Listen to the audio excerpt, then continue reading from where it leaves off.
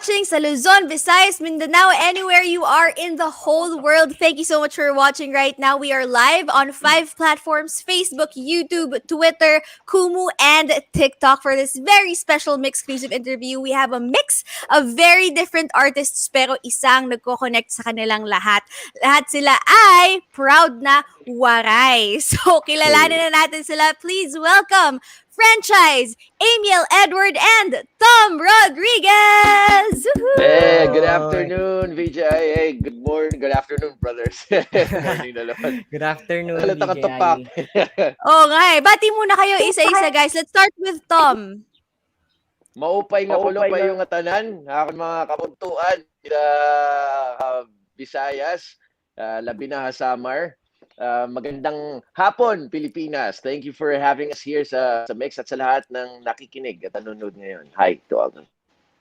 Ayun. Hindi ako nakakaintindi pero naintindihan ko yung Samar kasi proud na proud ka from Catbalogan, Samar, no? Tama ba, Tom? Catbalogan, Samar, yes. Yes. Tsaka okay, Pinabak how about... daw. Yeah. Oh, Ma'am, Pinabak daw? I'm the... Oh. Yes. Okay, Amiel, ikaw naman, bati ka naman sa lahat. Hello, mga pingakulop, mga taga Tacloban and Leyte. Magandang hapon sa iyo, VJI. I'm Amiel Edward, the producer slash singer-songwriter dun sa obra. Woo!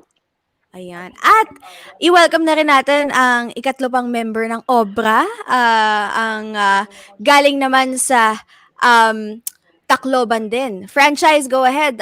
Bati ka naman sa lahat. Yun, kumusta po sa lahat ng nanonood, and thank you Mix for having us, and ayo, what's up Amiel, what's up Tom, good to see you guys, and VJI, maraming salamat po. Maraming salamat din for being here with us. Okay, so let's get right to it, guys. Ito ang first time na nakita namin kayo mag-collaborate, kayong tatlo. So, paano nangyari to? How did this collaboration happen? Well, ako, ano na lang, franchise. Sige, Tom. Ano ko muna na silang dalawa may common factor na bukod sa pagiging waray namin tatlo, may common factor nang nagbabind sa kanilang dalawa. Dahil... Ano yun? Ay, nako, pa-suspense naman. Grabe. Parang sinadya ni Tom yan, ah. feeling ko malalaman na natin, eh. Grabe yung build up andun na na parang may isa pang nag-unite sa kanila, may common denominator. I think alam ko. Anong hula mo, Aim? Kasi kasi me and FRNCHZ, we came from the seminary. Ito na si Tom. Pares yun yung sasabihin ko mismo. Ayun. Okay, ituloy natin. Ay galing sa seminaryo sa Tacloban. Akala nyo kung may pa-suspense na wala pa. Natigil ka sa ganito eh. Sabi mo, Tom, may isa pang common factor yan. Wala. Pa-suspense. Pero mababait yung mga yan. Okay, ako naman pinangalan sa Santo Bartolome, kaya it's a common factor namin tatlo. Seryoso? Bartolome. Kami tatlo may basbas. Pero anyway, sorry to cut you off, brother FRNCHZ. Go ahead. Yeah, it's okay. Ayun nga po, maliban doon sa common factor namin ni Amiel, nakakatawa nga dito dahil yung prefect of discipline niya, classmate ko sa seminaryo. So, naging pari na lang. Then, sobrang laki ng age gap namin. But I just met him through my my group mates Agaron kasi he also produced a couple of music. Tapos, nung time na napanood ko si Tom na nag-upload ng isang waray-waray rap, it was like a part of a contest. Parang sumali siya, although hindi siya formally nakasali. So, anyways, in-upload niya yung waray-waray rap. Sabi ko, nagwawaray pala to. Hindi ko alam na waray si Tom. Then what I did, I just messaged him sa Instagram like, hey bro, like you might wanna help us with a movement kasi we're trying to push waray dialect sa mainstream through music. And then he was very much welcoming naman, and sabi niya, sige, let me just stop you there, Yeah, FRNCHZ. So, you didn't know him personally? Talagang minessage mo lang and he responded? Yeah, makulit na ito. Nakikita ko na siya before, yung mga plaques niya dun sa sa record. The same record label kami dati. Okay. I was with a record label, nandun din siya. Pero hanggang dun lang. Tapos alam ko lang na artista siya kasi yung family members ko masyadong fan nila Tom. Tapos Sabi ko, nagwawaray pala to. Then try ko nga i-message. Buti na lang, kamo, nabasa niya. Then doon na nagsimula yon. Then I contacted Amiel since he's one of the best producers right now out of Tacloban. Sabi ko, it's about time siguro na na mag-collab tayo dahil gusto ko rin siya makatrabaho matagal na and this would be the perfect song. Oh, okay. So doon Yeah, it's just ikaw very pala yung timely. parang Yeah. link. Ikaw yung naging link franchise ni Yeah. Tom Parang- and ni Yeah, Amiel. parang ganon. Grabe rin yung Parang ganon. synchronicities Yes. with that VJI kasi at the time that he reached out to me was the same time na I really wanted, I was writing verses, like rap verses in Waray because I really wanted to push the dialect as well. Kaya it was eerie for me na I'd never checked my DMs, and that time that I did manage to check yung message na yung nasa top, I was like, this is like too serendipitous or parang Yes. grabe yung synchronicity na it made me really want to just jump into it. Grabe. Meant to be pala talaga itong kantang to. And now it's out. Okay, so take us through the whole process. Okay, so franchise, you got the three of you together for our Rai song. Everybody was on board. So now, the difficult part, how were you able to build the song? How were you able to create the whole song? So, si Tom kasi, nung minessage ko, sabi niya, mag-brainstorming kami. Pero ako kasi, I really know how difficult it is to, ipagkasya yung schedule, lalo na sa isang kagaya niya na laging busy, nasa shooting, nasa taping. So, Tulad what I ngayon. did, Nasa gaya shooting siya ngayon. ngayon. Buti na pagbigyan tayo. Oo So, nga ang eh. ginawa Thank you, ko, Tom. Oo. sabi ko kay Amiel, bro, gawan natin si Tom ng kanta na he can't really refuse. Like let's do a song na pag narinig niya, okay, wala na akong masyadong isipin kundi yung verse ko na lang. Kasi alam mo yun, para hindi na tumagal kasi kadalasan Yes. kahit gano'n nyo kagustong gawin yung isang bagay dahil nga sa schedule and all the other stuff outside the music thing, medyo nahihirapan tayong gawin. Pero ito, sabi ko, gawin na natin para sa kanya. Para kumbaga, alam naman natin na magdi-deliver yan eh. Then, pero nagulat ako nung nag-record si Tom, like, he went to the studio, nag-record siya, parang hindi yun yung ini-expect ko. Siyempre, that's the first time I heard him rap in Waray na hindi yung napanood ko lang sa Instagram niya. Like, naglaan talaga siya ng oras, and this is really for a single. Yun, masyadong nakakatuwa. And Amiel, sobrang laki ng part niya doon dahil yung music production, yung hook, minaster niya yon para pag narinig ni Tom, Yes. hindi na Hindi hindi. na makaka-refuse. Hindi na makaka-refuse. So, It now was naman, both a nostalgic vibe, but at the same time, really, catchy. Yeah, I was in as soon as I heard it. Sabi ko, oh man, I like this. yun nga eh, parang what made you not refuse? Like, what was so irresistible about it, Tom, na you just had to say yes kahit na you've never met these guys, and you were just messaged online. What made you say yes to collaborating? Aside from the whole Waray aspect to it, that's very near and dear to my heart. As soon as I heard the track, sabi ko, tinanong ko talaga, who produced this? Sinabi, 19 years old pa lang, 19 years old. I was like, no way, Pulido. Ang ganda na, I had a really parang Nelly like type of travel type of rap song na vibe na mapapa-groove ka talaga. Sabi ko, man, this is so cool. The subject matter pa was something that was very near and dear to my heart. So now that I'm about to get married this year, at that time I had already proposed. So andun pa yung feelings. My muse was was right there for me to just really write the verse to. Yeah, sabi ko, everything was just falling into place. How could I not say no? And I really thank Amiel and Franchise for indulging, because when I was in the studio with Franchise noon, buti na lang, it was around pandemic time, kaya we had ample time to really record the whole thing. But we had one day to record, and they let me explore. They indulged me na nahihiya ako na I was asking time from them na, can I do it one more time? Can I try this instead here? Can I do it this way here? And they would let me. It felt like fun. I felt like I was in a playground. I didn't feel like I had restrictions. So it really felt collaborative, the whole process. Ang sarap. Nga, to the point na ngayon, ako na yung naghahabol sa kanila na, hey, let's do another one. Ito may ako, let's Talaga? talaga? Ang cute naman. Pero you mentioned Nelly, Tom. Sino pa ba yung mga parang influences mo in rapping? Kasi this is like, a very new Hold on side lang. to you that we're seeing. Okay, medyo My audio nawala is not si Tom. We're working. not seeing him anymore. Pero yun nga kasi guys, hindi kami sanay na sanay kaming kumakanta si Tom. Yun, ilang beses Yes. na namin narinig yun, 'di ba? We Yes. see him sing talaga. May mga Yes. videos siya on YouTube, kahit sa mga noontime shows, he really sings. But yung rapping, ako, personally, this is the first time I was able to see Tom Rodriguez rap. So, saan ang galing to, Tom? Like, since pagkabata ka ba? Wait, nawala na naman siya. Mamaya tatanungin ko siya niyan. Okay. Pero let's Sige. go back to the song. So sabi nga Sure. ni Tom, sobrang ganda ng pagkakaproduce. So let's talk to the producer, Amiel. Ano yung naging inspiration mo dito sa sound? Like, pinag-usapan niyo ba to na dapat ganito ka happy, ganito ka jolly yung vibe? Oo, kasi back then, sabi lang sa akin ni Franchise na gawa tayo ng track na parang love song siya and radio friendly. Aha. Kaya yun, kinonceptualize ko na lang din. Gusto ko yung parang groovy siya. Kaya yun na I sent a couple of beats. Actually, ito sa pool of beats na sinend ko kay Franchise. Tapos, ayun, siya yung pumili nung particular beat na yun. And then sabi niya, sulat ka ng hook, ganon. And then I passed over the files na lang. Send na lang kami via internet.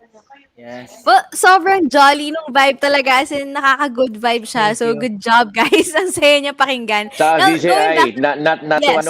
not to pardon the pun, pero grabing mag-mix si Amiel. I was really impressed by how he Yeah. mixed the entire song. Sabi ko, grabe. Grabe. Makarit. Nick. Yes. But Tom, kanina, I was asking din, kasi sanay nga kaming nakikita kang kumakanta talaga. Like, ilang beses ka na namin nakitang kumanta. Pero yung rapping, especially in Waray, that's new to us. That's new to our ears, new to our eyes also. So, saan galing to? Like, have you always wanted to rap ba since the start? Ever since I was a kid, we would do it sa summer. Like, it would be, it'd be like a guilty pleasure of mine, actually. But it wasn't something that I explored that I could do.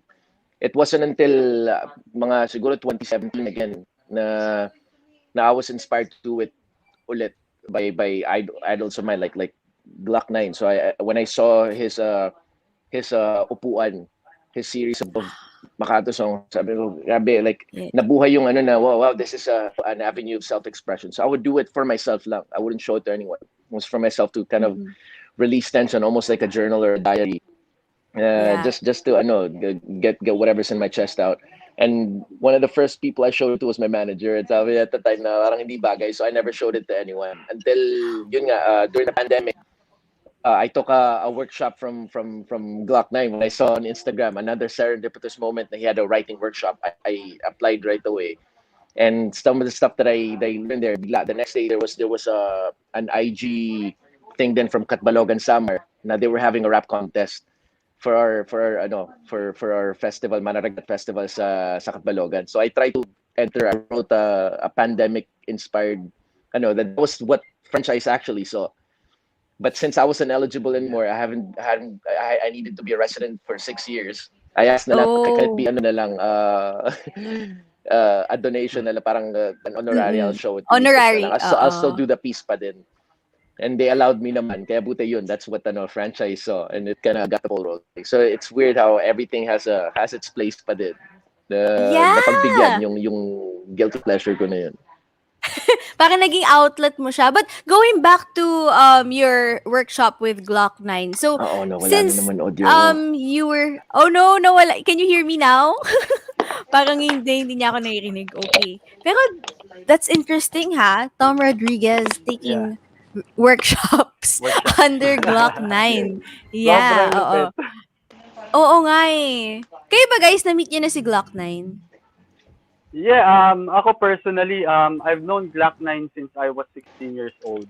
Meron kaming common friend na mga rap artists like Blaze and Kane, Ron Henley, Looney. Yeah, basically sobrang fan ako ni Glock when since nasa Tacloban pa ako yata high school days. So when I got into when I came to Manila, I made sure to it na mamimit ko talaga siya. So pumupunta ako sa mga album tours niya. Yung mga CD pa yung uso nung araw. So, yun ang ginagawa ko. Hanggang sa may mga common friends pala kami, then yun, nagkikita-kita kami sa mga tambayan, sa studio, or kahit saan. Then naging mentor ko pa siya sa Elements Music Camp. And I was very blessed to have him as a mentor kasi nga based on alam naman sa hip hop community that Glock 9 is like the king of this rap thing sa generation natin. So yeah. Sir. Very Great. honored to meet the guy. Yes, and very humble up to now. How about you, Amiel? Sobra. Have you had the Na- chance to meet Glock 9? Hindi ko pa namimit si Gakline, pero hopefully soon.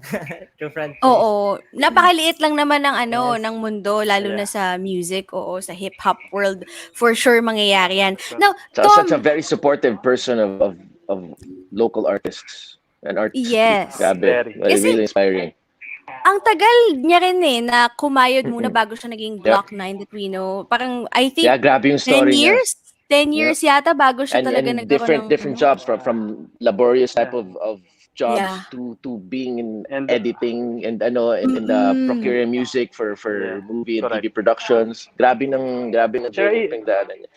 And even Yes. even before he became the Glock 9 that we know him today, he was the Glock 9 from Death Threat. So it was a gangster Yeah. group back in the days, Mm-mm. 1990s, na sobrang siya Yeah. yung pinakamalupit na rapper nung may mga araw. song hits, Like, may mga song hits pa kami nun sa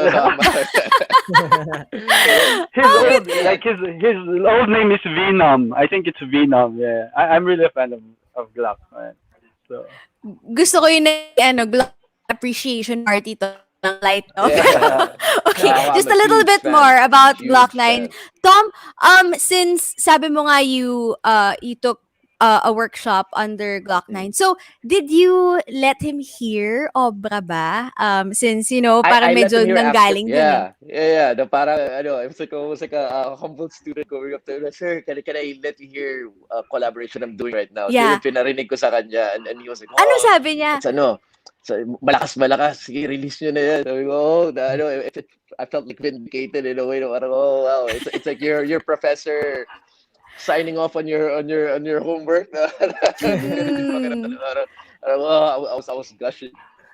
Yeah, because May I blessing. look up to the man. I really idolize him Yeah. so much. Yeah, it was it meant so much to me to be able to have that avenue or platform to be able to show him. And he's like that. Sabi niya sa lahat sa amin na took his workshop. If you guys have questions, it doesn't stop here. If you guys have work that you guys want me to see here, by all means. And he's been true to his word. Kaya I feel very lucky. Buti na nadaanan ko talaga yung post niya na yun. Kasi it was his Yes. second batch. I was part of his second or third batch ata. wow.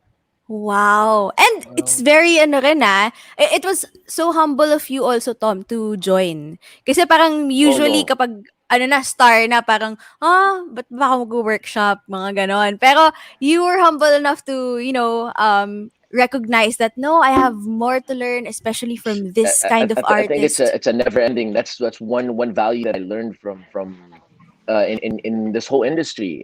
Every aspect of this industry, whether it be music, acting, the experts that I've seen, the masters of their craft who I look up to, have always endowed to me, imparted to me that it's a never-ending learning process. So why would I try to break the trend? Who am I to try to challenge the norms? I'm literally a novice, a green, like nobody, and to have the avenue to learn from someone that has so much experience. Ang galing-galing, ganun kalawak yung pag-iisip ng proseso niya. Why would I not take that chance? Ang ganda ng mantra na yan to have, especially now that, we're doing this interview. I'm sure maraming mga nanonood na nai-inspire dyan sa ganyang kind of mindset, because that's the right mindset to have. Learning never stops. If you guys would indulge me, there's a verse that I wrote. Sila Amiel FRNCHZ na rin nito.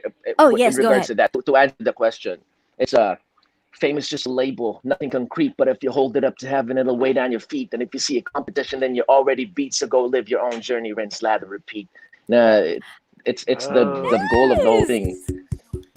It's a meaningless concept, that label of fame, and yet it's a tool or an instrument that in a way we can impart a bit of joy to other people, to distract them from some of the harsh realities of the world sometimes. And I know because I'm also a fan of many things, and it does the same thing for me. But if we take it too seriously, it could weigh us down even more than like that. Like some people sadly Oh, that is Sadly, sad. Ando na siya sa flow eh. he'll be back. He'll be Sayang. back. Yeah. Yes, yes, he'll be Lupit, back. ang But lupit. Ang lupit. oo nga eh. Parang Gra- he really has so much to Passion. to let out. Parang ang dami niyang yeah. message na gusto iparating sa lahat. But Correct. speaking of Actually, messages, kayo guys, I mm, want to know then, like, what are you hoping to accomplish through this song? Like, ano ba yung message na gusto niyo iparating, especially since you're representing the Waray community? Emil, go ahead. We want to push waray-waray music to the mainstream ayaw na daw kasi ng internet ko. Sayang nga eh. Ando ka na sa flow eh. Pero I'll get No, back but to yes, you, no. Tom. Yeah. Yeah. Dito tayo kay Amiel. Amiel, yes, we were talking about the message that you'd like to impart since you're representing the Waray community. yes, because original music parang hindi siya masyado naririnig. Bisaya music is very but for waray-waray music parang kaunti pa lang yung mga tracks na napapakinggan talaga Mm-mm. nationally.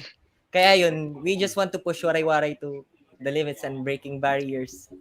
Just yes. Yes. That's right. And that is We're- really what you're doing right now. Go ahead, franchise. Yeah. Yeah, ayun nga, kaya sobrang na-appreciate namin na na-down si Tom na tulungan kami. Just by collaborating with us, sobrang laking bagay nun. Kasi sobrang beloved yan si Tom ng Eastern Yo, Visayas. bro, the honor is all Leyte and mine. Thank Samar. you for having me here. Salamat din, Sa bro. akin, bro. So, yun, Thank parang that's really the goal to push Waray to the mainstream. I've been doing it with my group Agaron. We released a single last year. It's called Kalayo. It was even Or on Fire. Mix Countdown for like for 5 weeks or 7 weeks, I think, with Maria Osawa as the leading lady.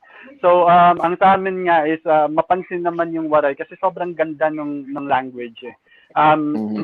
Kung tayo ng mga Filipinos, kaya nating i-memorize yung K-pop. Like, I love K-pop too, man. Even though I don't understand the language, bakit hindi natin i-try pakinggan yung mga native dialects natin? And then, i-incorporate natin sa music, i-appreciate natin hanggang sa dumami ng dumami. Malay mo, mas makagawa tayo ng parang eksenang K-pop pero local.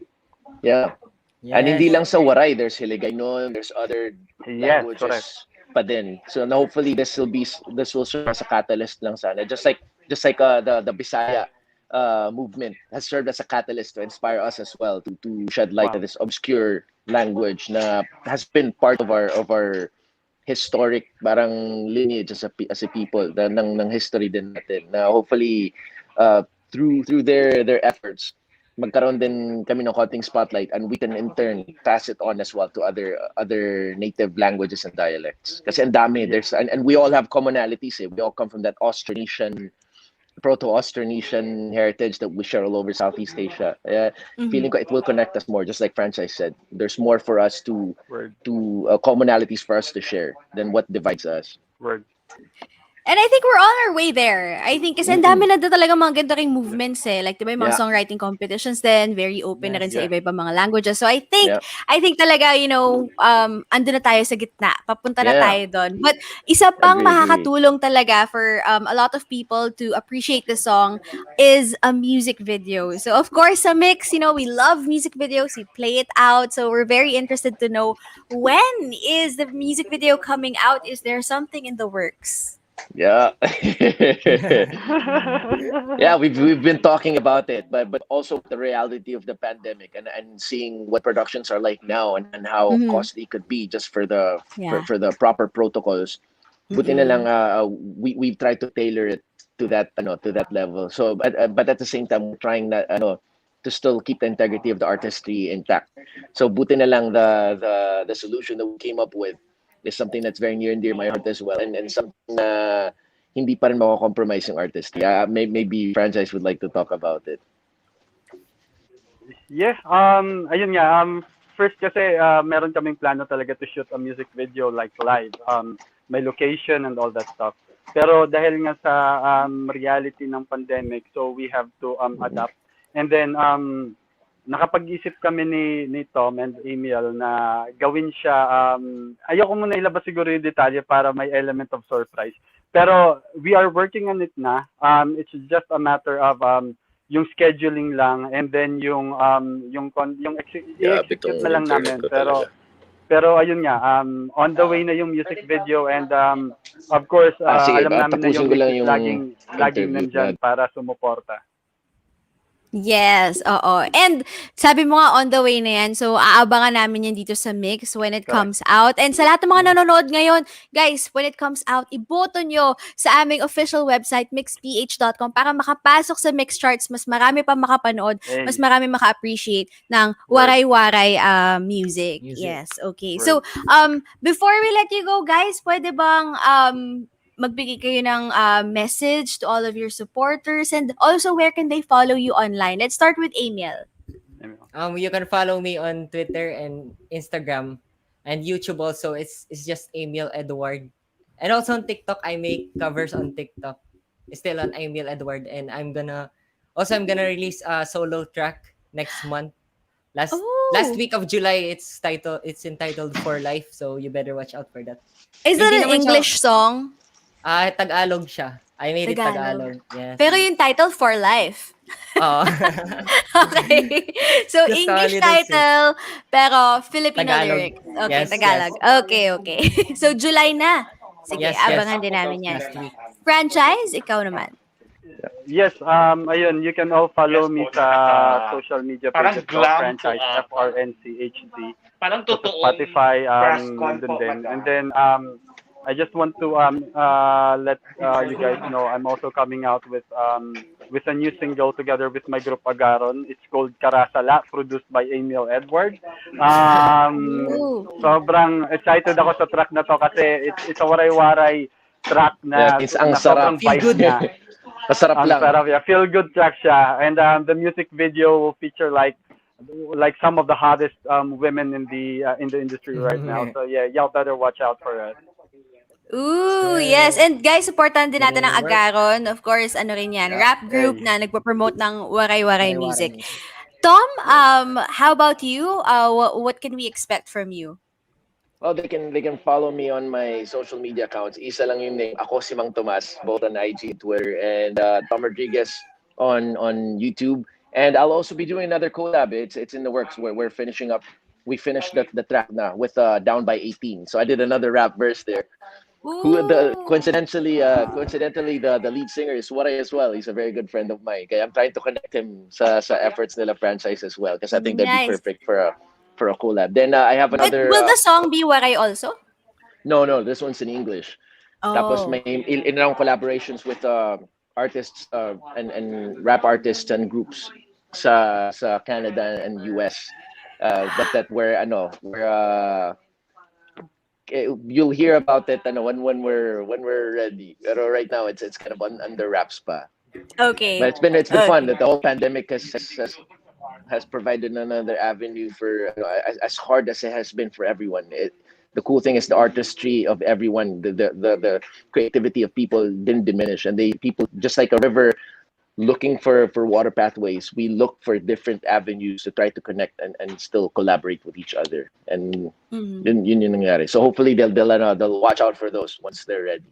And ano na rin, plug ko na din, The World Between Us. It's Yes. the show I'm taping for now. Kasama ko sila Christina Bonnevie, kasama ko sila Alden Richards, Jasmine Curtis Smith, Jacqueline Jose, and many, many more. On Yes, GMA please, Television. Yan, bro. please say thank you dahil pinahirap Ay, ka sa sorry. amin ngayon. Yeah. Sorry. I don't know if I was allowed to say that. But, Sige, thank you then sa Sorry, my bad. pagpapahiram Oh, sa amin po kay Tom. It's okay. My bad. Oh, Lord. Yeah. I just No, realized. it's okay. Dito naman sa Mix, we're very welcoming to all networks, Oh. yes. Bad. Um, Oh, man. See, I'm so red now. I didn't do that on purpose, I swear. It's fine, Tom. Yes, we wouldn't have you here if it wasn't fine. So don't worry about it. Don't sweat it. Literally. Literally Yes, sweating. but Literally thank sweating. you guys Oh, for man. being here with us today and telling us about this awesome Salamat collaboration. And din. thank you for Thank you starting for having this us. this movement or continuing this movement that other artists have also started before. Thank you so much for being proud to be Waray and uplifting Waray music and pushing it to the mainstream. So I hope you guys continue this work and we'll be here lang dito sa Mix to support you guys. So sana makabalik kayo when your next projects come out and we'll be here to talk about it. But for now, that's it for our When the Mix video's exclusive out. interview. Yes, when the video Yay. is out also. Thank you so much to everyone watching on Facebook, Twitter, YouTube, Thank Kumu, you. and TikTok. Once again, I'm BJ IE. Thank you so much to Amiel, Edward, Franchise, and Yes. Tom Rodriguez.